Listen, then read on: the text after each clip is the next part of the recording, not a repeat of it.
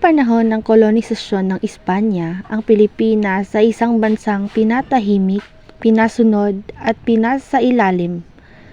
Ang mga Pilipino ay hindi malayang makapagsalita, mag-isip at magdesisyon para sa kanilang bayan. Ngunit sa gitna ng katahimikan, may isang tinig na bumangon. Isang Pilipinong matalino, matapang at may malasakit sa bayan.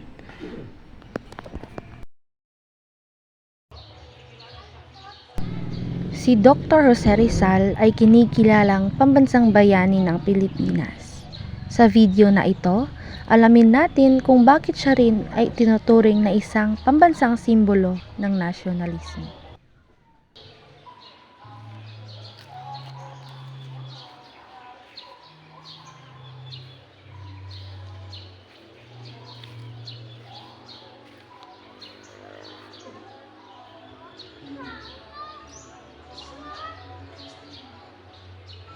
Ang buhay at sakripisyo ni Rizal. Isinilang si Rizal noong 19 ng Hunyo 1861 sa Calamba, Laguna. Isa siyang matalino, mapanlikha at makabayang Pilipino. Sa murang edad, pinili ang gamitin ang talino at panulat upang labanan ang katiwalian at kalupitan ng mga kolonyalistang Espanyol.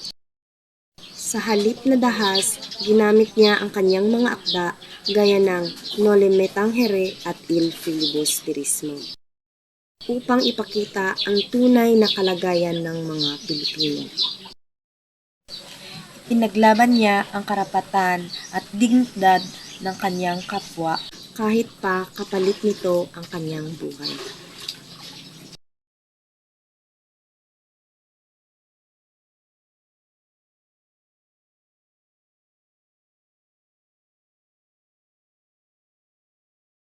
Ang panulat ni Rizal ang naging mitsa ng paggigising ng damdaming makabayan ng mga Pilipino.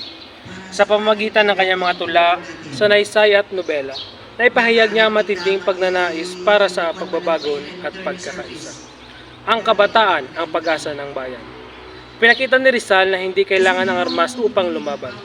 Ang kanyang matalas na kaisipan at tapang ay naging inspirasyon ng iba pang revolusyonaryo. Dahil dito, kinikilala siya bilang isa sa mga nagpasimula ng nasyonalismong Pilipino.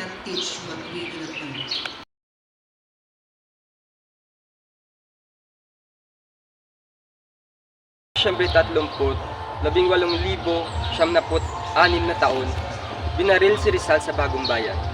Ngunit kahit siya'y pumanaw, nananatili ang kanyang alaala bilang ilaw ng bayan. Ngayon, si Rizal ay hindi lamang bayani, isa siyang simbolo ng katilinuhan, prinsipyo at walang hanggang pagmamahal sa Pilipinas. Ginugunita natin siya hindi lang tuwing araw ng Rizal, kundi sa araw-araw na ating pagiging makabayan.